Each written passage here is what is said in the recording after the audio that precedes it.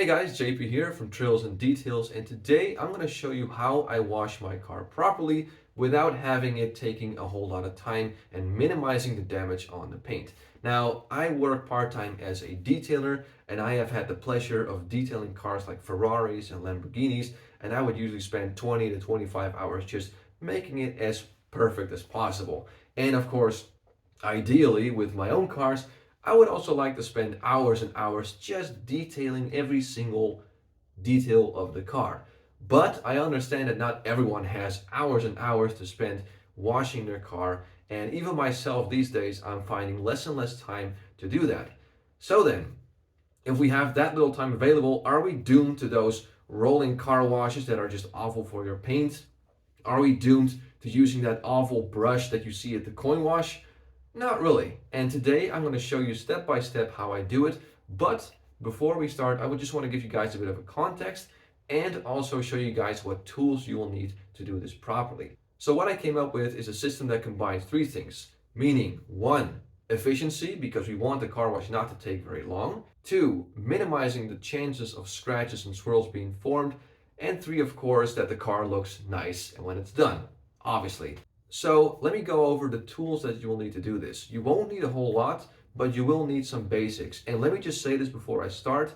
Use this as your baseline, and you can always add extra tools, extra products if you want. As you know, the world with detailing is like this. You can make it as crazy and as extensive as you want, but use this as a baseline, and you can use this to make your car look nice without having to take too much time to detail it. So, first and foremost, what you're going to need is two of these buckets, and inside they have a grid guard. I don't know if you guys can see it, but more importantly, you're going to have two buckets that have a lid so you can close the bucket.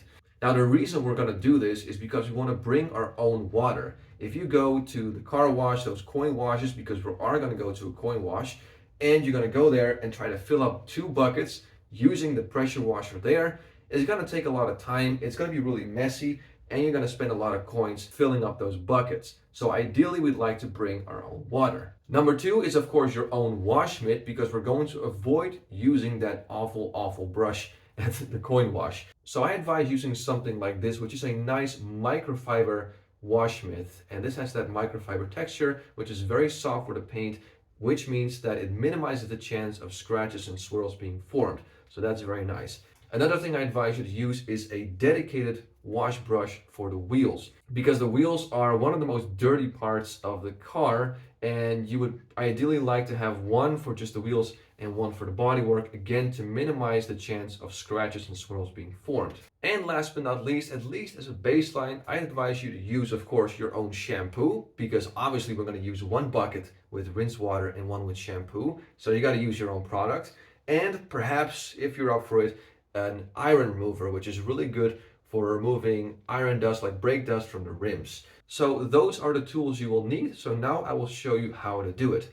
So first up, we're going to use those buckets and we're going to fill them up at home with water. And like I said, one will be just rinse water and one will be with your favorite shampoo. And a great thing about using your own shampoo is that you can use a high quality product. For instance, my car has a ceramic coating.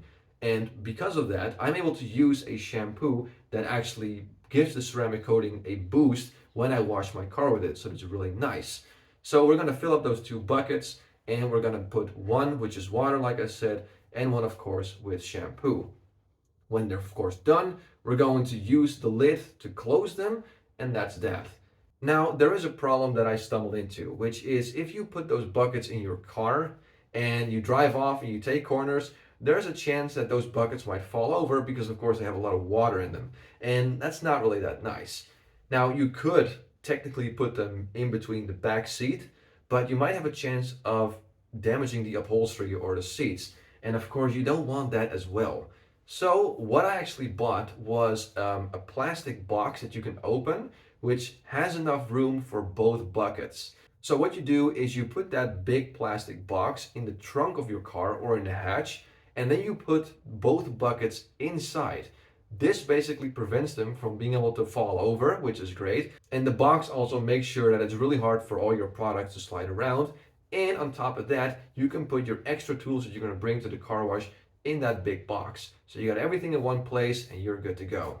All right, so we're all set to go to the coin wash. Now, I want to give one more tip before you go to a coin wash. Make sure that you check which coin wash is kind of reputable in your area, because there are some that are, kind of questionable, where they barely ever do maintenance and it's a really old one, and there are ones that are really good. For instance, if you're close to Amsterdam, you should check out the Happy Duck car wash, I believe it's called. It's a pretty modern and well-maintained car wash. So just giving you that tip. Make sure you look around on Google Maps, check out the reviews, see what people say about it. And if it's very poorly, then just avoid it. If it has good reviews, probably go there. So when you arrive at the car wash, you're going to start off with taking the buckets out of your car and putting your microfiber wash mitt in the bucket with soap. So that's ready to go. Now, the coin wash has a few options and also some big advantages which will save you a lot of time, which is exactly why I want to do it at a coin wash. The biggest advantage of a coin wash is that after you're done washing your car, you can rinse the car with filtered water, which basically means you don't have to dry off the car manually. If you, for instance, do it at home, you're going to have chalk in the water, and if you just rinse off the car and do nothing, you'll have water spots because of the chalk. However, at a coin wash, because you can use that filtered water, once you're done washing your car, you rinse it off properly and you just let it dry, and it saves you a lot of time. Again, all about saving time. That's why I'm doing this. That's why I'm hoping to convey this message to you guys. Extra addition I want to make real quick is, you're probably wondering, why would you go to a coin wash to use the filtered water there to save time drying when you have to go to the coin wash, which takes time anyway? Well, there's two reasons for that. First of all, as I've noticed with my own vehicle, is that when I'm drying my car by hand, very often or not, there's still water leaking out of the mirrors, leaking out of the door handle. So it can be quite consuming to dry your car by hand. And more importantly, there's actually more and more areas where it's becoming, unfortunately, illegal to wash your car in front of your house because of the chemicals that you apply to your car, like the shampoo, that go onto the ground, that go into the soil and eventually get into the water. So that is two reasons why I prefer doing it at a coin wash. One, because hand drying can be quite time consuming, even with a master blaster, because I have that too. And two, for some people, like some people that live in, let's say, California, it's actually illegal to wash your car in front of your house. So you have no choice but to go to a coin wash. So there you go. So when you got your buckets ready, you want to start off by just giving the car a quick rinse with some shampoo there. The goal now is to knock off as much dirt as possible without touching the car. That will be later in the hand wash. So first you're going to give it a quick rinse. And if you have a deionizer, you can use that on your rims and just let that work in and loose up the brake dust. After that, you're going to move on to the more pressurized shampoo wash. I'm not sure what to call it, but that's usually the second option. And once again, you're going to go from top to bottom. Always work from top to bottom because the bottom of the car is the dirtiest. So just use that to minimize, again, the chance of scratches and swirls being formed. All right, and now that we've done that, we're finally ready to wash the car by hand. So you're going to take your wash mitt and you're going to go over the car once again, top to bottom. And by using our proper microfiber wash mitt, we don't have to use that horrible brush that hundreds of people use every day. That's very dirty. So we're just using our own wash mitt, which is great. And because we have two buckets, we can regularly rinse our wash mitt in our rinse bucket and then put it again in our shampoo bucket, and we can continue cleaning. Of course, make sure that when you're rinsing your wash mitt, you go over the grid guard to really get the dirt off of the wash mitt, and then you can continue.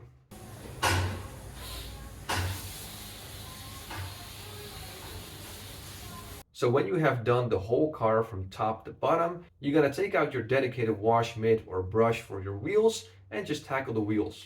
And once that's all done, you can go ahead and select the rinse option on the coin wash. And after that, now that we know the car is clean, we're going to use the last option, which is the filtered water. And make sure you really get into those nooks and crannies of the car, like mirrors, door handles, because if you skip those areas and you drive away, then the unfiltered water will still be there. And if that dries up, you still get water spots. So make sure you focus on those areas as well. And once you went over the entire car with filtered water, you can now throw away the water that's in your buckets and put everything back into the car. And now all you have to do is look at the end result, and wait for the sun to dry your car, and you'll have one nice clean car.